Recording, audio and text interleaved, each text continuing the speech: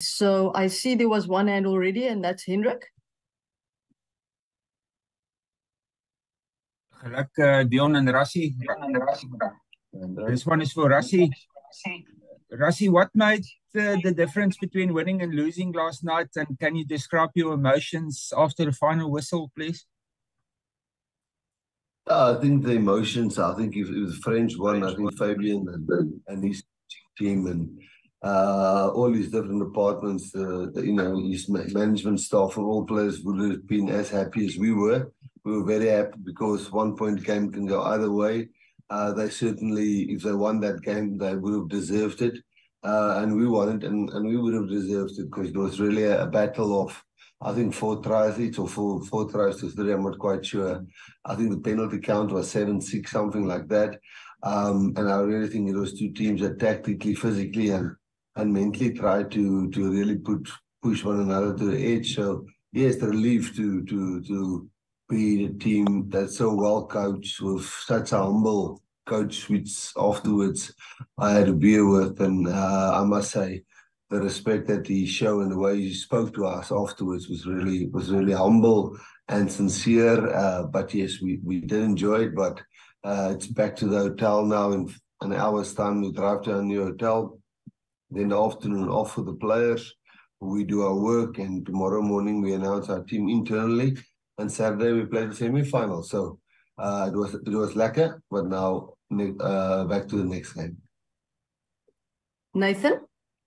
Thank you very much, Gina. Good day, Rassie and Dion.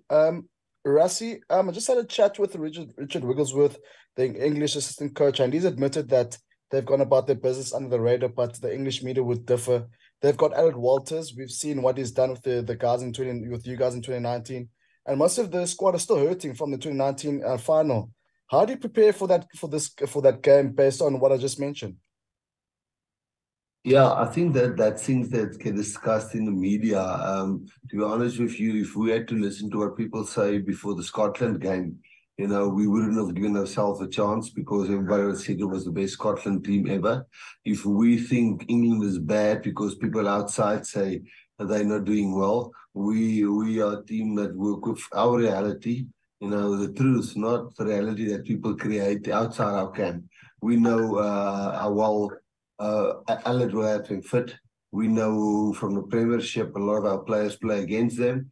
And we know Borthwick is an excellent coach, which he showed at Leicester, and as a captain and as a player for England. So how do we handle with that? We train as hard as we can, we analyze as hard as we can, we prepare as hard as we can, that we respect the opposition as hard as we can and as much as we can. So all the talks on the outside is, that there's other people's reality, there's the opposition reality, and then there's the reality. So I think we're intact with what the real reality is, which will be a very, very tough test against a team that hasn't lost the game and more or less conceded the same amount of tries and ranked up the same amount of points in the up until after the quarterfinal. So we know what we're in for, and we're in for a big game.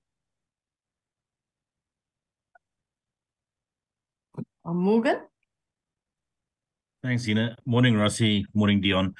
Rassie, Damien Willemse's decision last night to call for that scrum from the mark, was there any reasoning behind it? It was a very interesting call, and I quite enjoyed it. Is this something that was discussed, or was it spur of the moment by him? No, it was something that discussed because France don't give you a lot of scrums. They don't play a lot of rugby in their half, and you never get time to actually scrum against them. I think the previous match when we played last year, we had 1 scrum in the whole game. So, they love kicking long kicks that lands in your 22, and then you have 2 options. You kick the ball out, it's their line out, you can try and run it back to the 10-yard line where they stand waiting for you and wait for a big turnover there. So no, we try to get as many scrums, and I think after that one they kick their kicks much shorter or let it bounce into the 22. So it was definitely pre-planned, not to necessarily think that we will be dominant in the scrums, but just to get into the fatigue side of things and get to scrum against those big boys, they must run across the park and not just stand there in the middle of the field. So I wouldn't say it was there to make a statement. Definitely not that. It was more to let them engage with us into areas of the game which we enjoy doing. Yeah. Hi, Rassi. You used to analyze the referee performance. Can we talk about kind of French bashing yesterday by the referee? No, as you know, we've changed our whole approach. I think I've mentioned it actually this morning. I had a chat to Nigel Owens again to, I think we conceded 6 penalties, if I'm correct, 6 or 7. I'm not 100% sure. But I think since we've changed our way, which basically means no matter if we're correct and the referee are wrong, respect must always be shown. And I think if you ask anybody from the management member, the highest ranked management member from Charles Vessels down to the youngest player, Kanan Moody in our team, our whole motto has been, let's respect the referee. It works both ways. He's going to make mistakes. We're going to make mistakes. And the frustration that we had in the past and the lack of communication because of various things, COVID, match managers who couldn't be there because of COVID and those kind of things, that is of the past. There's a nice protocol in place. It's easy to communicate to them. So, yes, I wouldn't like to comment on what they said about the referee. We're just working on accepting that there will be mistakes on both sides, which is something that we had to get right and we had to earn the respect back. And I think it's slowly happening. Moreno? Good morning from Italy. Question to Rassie Erasmus. 2 very big matches, the first one against Ireland and yesterday against France. Have you seen any improvement or differences in the way you performed in the pitch? And what are you expecting, not just for the semi-finals, but to go until the end? Thank you. Yes, I think the first thing, if you look at England, I think they scored 19 tries and got 180 points. And we scored 26 tries and also have 180 points. And then if you look on the points conceded side, they've conceded 6 tries, we've conceded 7, and they've conceded 63 points and we 62.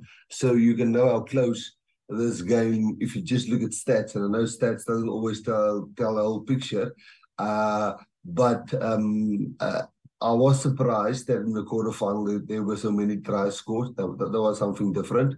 I always thought it will be a grind. It was a grind, it was a squeeze, it was tight at the end. But I guess when we go into semi-finals, again, defense, scrums, mauls, tactical kicking game, and then sometimes brilliance like Penno and Jalibert and those guys can do. And the same with the English team from Farrell right through to Laws. I mean, they've got tremendous players who can do games, wonderful thing during the game. But again, I think as it gets closer to that final, and hopefully we're in that final, if we get past England, those deep mechanical fundamentals of the game will always start getting more and more important. I was a bit surprised about all the tries last night. Kaniso? Thank you very much, Zina. Good afternoon, Dion. Good afternoon, Rassi. Just a question each for you guys. Dion, first, just talk us through the performances, man, of guys like Kwacha, Eben, Jesse Creel. Those small collective performances that in the end mattered for the Springboks. And then from your side, Rassi, just talk us through the HIA protocol and Cheslin Colby's charge down from the game, please. Yeah, just from my side, I think it is quite important, as we've alluded in previous times, that we're quite lucky with the experience that we have in the squad. There was always our plan to build good combinations and to build or introduce youngsters with good performances around the experienced guys. Going into these games, you could clearly see because the pressure is mounting and players have to perform a certain skill set under tremendous pressure, and in order to do that you need some cool heads and you need experience, and if you look at those guys that you've mentioned in terms of Kwacha, Jesse, Dwayne Vermeulen, all of those guys who've been there before.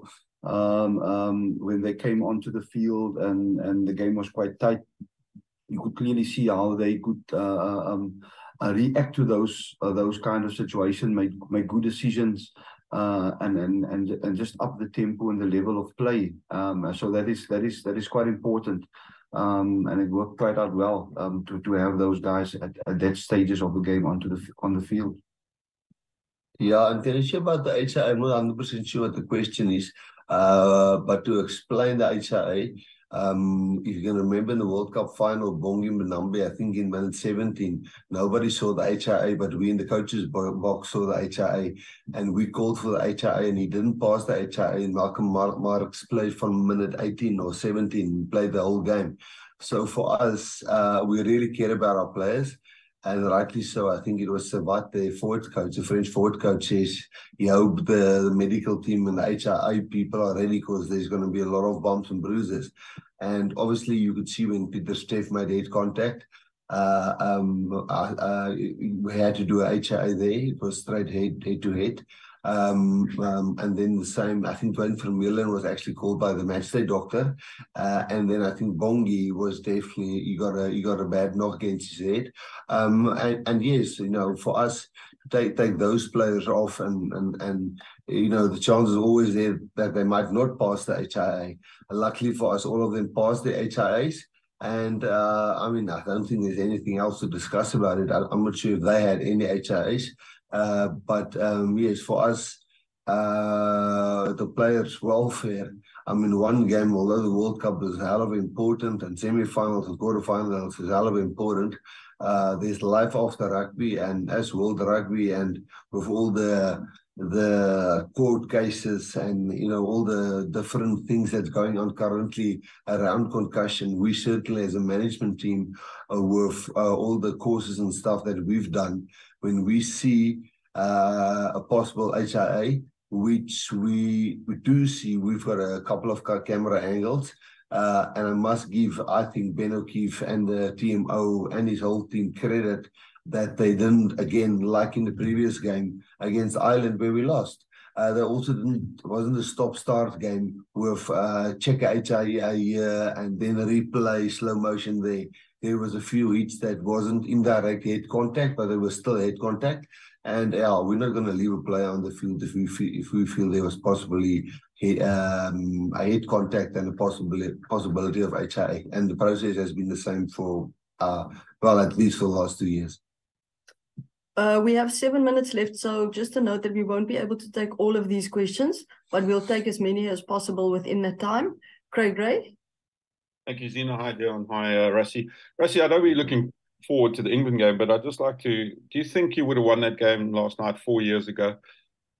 Because the way the French took away a lot of your weapons, you mentioned the scrum, the line out, the stats show a completely sort of dominant French, yet you guys found a way. Do you think you would have found a way 4 years ago? Is it a mark of the growth of this team that you somehow found a way? And I'm still trying to put my finger on exactly how you did it, but it was magnificent. So do you think that shows the growth in the 4 year period, this game? To be honest with you, correct, and I'm serious when I say this, I will never forget post the last French game. I tweeted a few tweets, and a lot of people said it was controversial.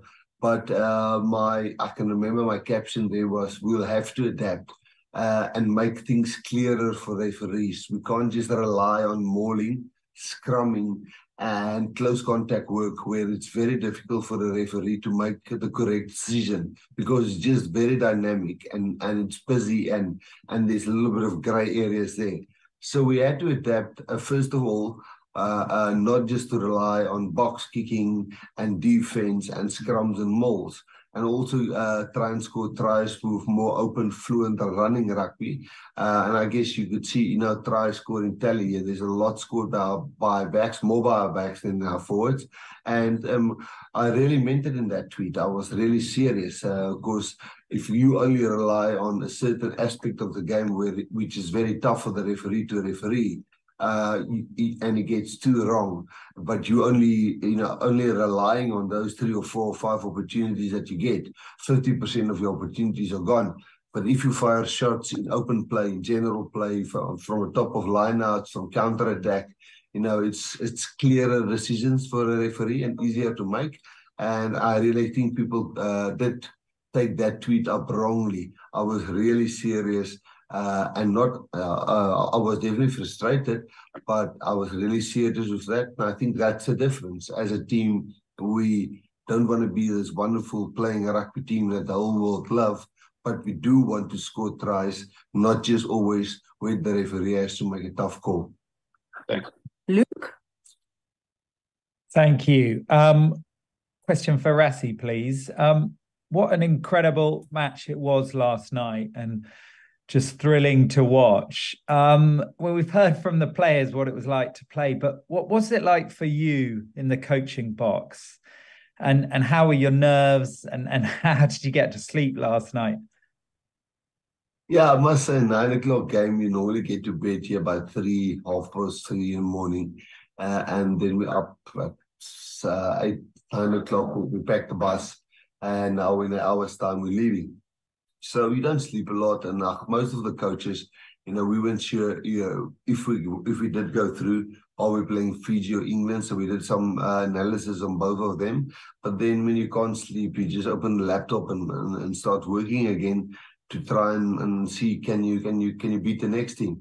But no, it's nerve-wracking, but very exciting. I must tell you, people say the French crowd are hostile. I wouldn't describe it as hostile. I would really describe it as passionate. I think the vibe they create, I think the intensity, I think the noise, I think when they sing the anthem in the middle of a game, even when their team is not playing, it's different to Japan. It's different to South Africa. It's something very unique. Even in the Heineken Cup in La Rochelle and those teams play, it's a very special thing they have.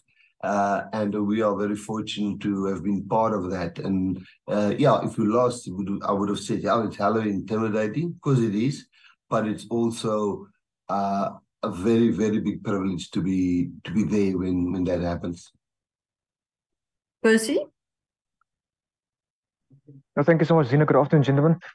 Dion, ek vra maar die maklike vraag. Dion, can I ask you, Rassie helped me with my question. Can I ask you, this coming weekend, would you guys want this very passionate French side to be behind the Springboks? You guys have showed much respect to the French public. Or would you want the French side to support another Northern Hemisphere side this weekend, sir, in England? Percy, I think we would appreciate any support that we can get. We, up till now, we really enjoy staying in France and enjoying the French culture, engaging from different people, from different backgrounds. Obviously, our support that we get from home, the people doing so much to get here and to be behind us. That is the seen, and then also the unseen at home and stuff, and the post, the messages we get. For us, it's just a massive privilege, first of all, to represent our country and to get so much support, and we would continue appreciating that and play for them. And if the French or the Irish or the people around here think they want to get behind us, we will appreciate that. And then we'll take the last question from Jan. Thank you, Zina. Afternoon, Rassie. Afternoon, Dion. This question is to both of you, if you would both be so kind as to answer. A lot has been said about the rotation of the squad in the build-up and the pre-tour, and then also during the pool stages. Do you think that's now beginning to benefit? It looked like in those last 10 minutes of the French, I saw forwards walking. Maybe it was tactics, I don't know. But they looked like they were walking and out on their feet and dead on their feet. And you guys looked full of energy. Do you think it's now beginning to pay dividends? You've got lots of miles left in your guys' legs. Yeah, I think we and the French are two teams that spread a load the best. I think our average players is 162 minutes that they've played in the pool in the World Cup, and I think the French are very close to us. And then Ireland, I think per player was something like 240, 250 minutes. I think England is also pretty high. But you can never say, you know, the warm-up matches before with the World Cup where we played Rugby Championships and we played Wales and New Zealand again. So I know people got frustrated when we were chopping and changing, and I'm not saying I'm right, you know, touch wood. Luckily, up until this morning, we don't have any injuries from last night's game. But different teams condition different, train different during the week, simulate match intensity. Other teams, you know, they just concentrate on aerobic and accuracy and those kind of things. So I can talk for other teams, but I do know that us in the England team will definitely have a close match because their numbers of spreading the load is not so much higher than ours, but the Irish and New Zealand were pretty high. So I don't know if that really has an impact. I can't scientifically tell you that, but our players are at this stage, all 33 is available for selection.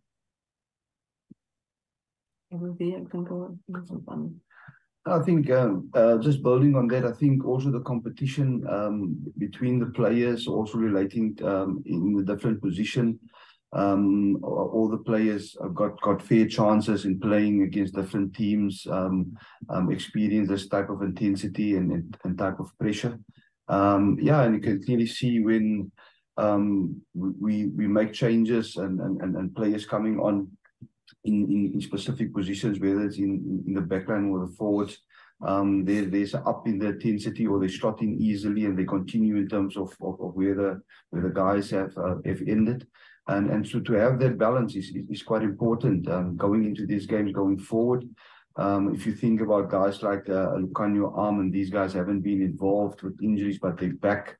And you still got guys like Jesse Creel and Damien Allende in certain position. You've got a nice combination now with fly-off centers, and you can go on like that per position. So it's quite good to have that. And yeah, going forward into this next crucial game, it's really a good position to be in, and we will just work according to that in terms of what the opposition presents us, what their strengths and weaknesses are, and make our decisions around that. Fantastic. Thank you, Rassie. Thank you, Deon.